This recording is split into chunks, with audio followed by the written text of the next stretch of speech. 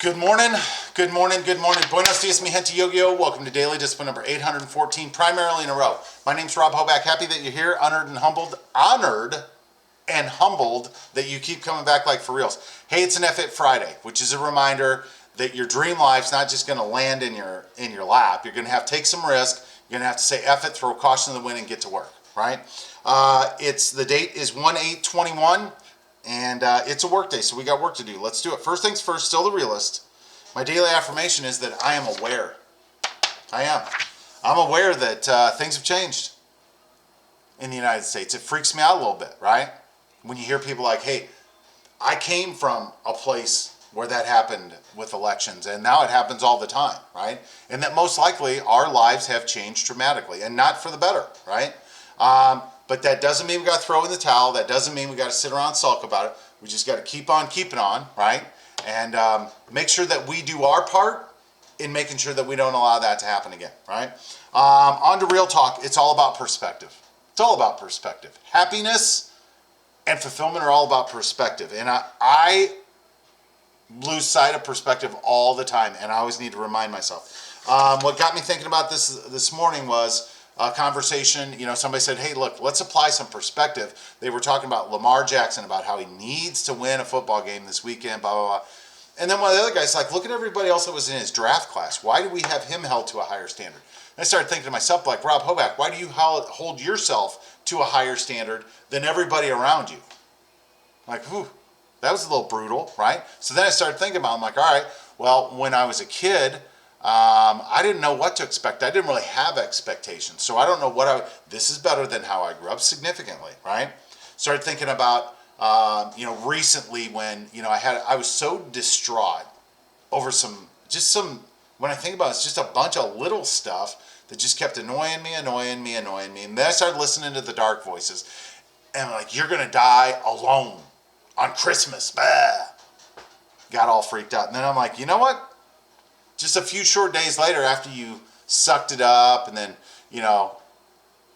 went to dinner with all your kids with your sister and her family, are blessed, and, just that you can do all of that, ride comfortably, and then come back in the car and just have a great time with my kids. Like, this is better than what like when I allow myself to go negative, my life's really pretty good, right? Thought about the time that, and I made a daily discipline about it very early on in the process, about when Samuel was playing football. I was in charge of Jack. Jack was, it was hot. He was uncomfortable, and all I wanted to do was watch Sam play football. So I'm pulling Jack around in either the wagon or the stroller. And then I run into the kid that doesn't have any legs. I'm like, whoa, there's some perspective for you, big boy. And then, there's so many things that that I just need to remind myself it's all about perspective. When I think that my life is so difficult, so hard, all I need to do is look around and be like, you know what? Pretty darn good. Let's do our thank yous. We're done for the day. Number one, God's been good to us in the good times and the bad. Number two, should have talked about this yesterday, but thankful for my friend Matthew, who called me out on saying that Sam told his teacher he had to poo. It was actually Jack. Kind of the same person. One's just a little bit taller than the other. Thankful for wisdom. The calendar that I got from Uncle Buck says it's better to have wisdom than wit. I agree, right? A sales training I went to said, hey, it's okay to have your little professor, which is your little clever side, but leave him in the car and leave the window open. Meaning, when you go into a business meeting, nobody wants, jokes and laugh and all that. It's business, right? They want wisdom, not wit, right? Your wit's important. Just know when, right? Situational awareness. That's what I used to tell Sam all the time. I'm thankful for silence, right? I used to never, ever drive around in the car without the radio on, and I'm trying to get used to silence, right? Just silence, and not be freaked out about it. As a matter of fact, be thankful for it.